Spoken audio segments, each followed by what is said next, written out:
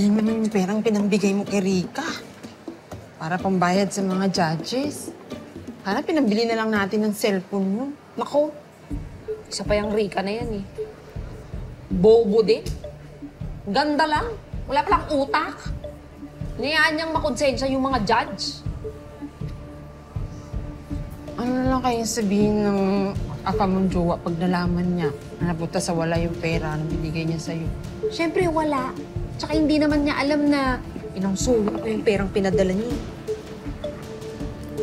Natanggal pa. Alam mo, talong-talo mo naman talaga yung si Tetet eh. Kaso itong si Epal na Aya, tanging alam. Di ba? May tama ka eh. Sino ba talaga yung Aya na yan? Bakit napaka-misteryosa niya? Sabi ko naman sa'yo eh. Tsaka, tinan mo to ha. Hindi naman siya mukhang mahirap, di ba? Tinan mo yung itsura. Mukhang may kaya naman. Tsaka hindi siya mukhang anak na mangingisda. Hindi kaya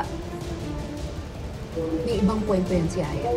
Hindi kaya iniimbento lang niya yung kwento niya. Tapos may totoong dahilan kung bakit talaga inalod yan dito sa punduhan. Anong dahilan? May tinataguan? May tinatakasan? Ewan ko. Ano naman kaya siguro yung tataguan niyo? O kaya sino, di ba? Asawa, nanay, tatay. Bili kang tinapay?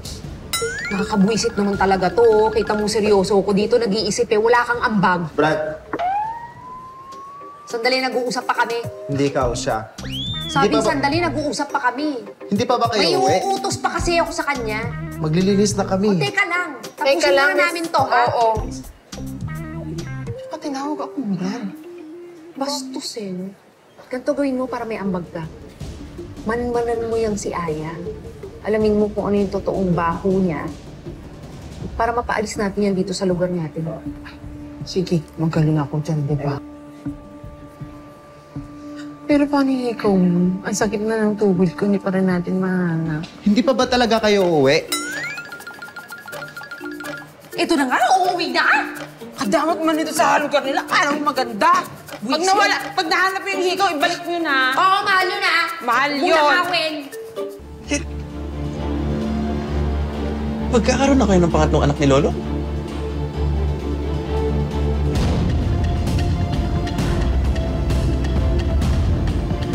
Diyos ko. Buntis na ako. Diyos ko. Buntis ako. Sigurado ho ba kayo? Iha, matagal na ako nang gagamot at hindi ako magkakamali kahit kailanman. Buntis ka. Sigurado ko kayo sa... 2 buwan. Dalawang buwan?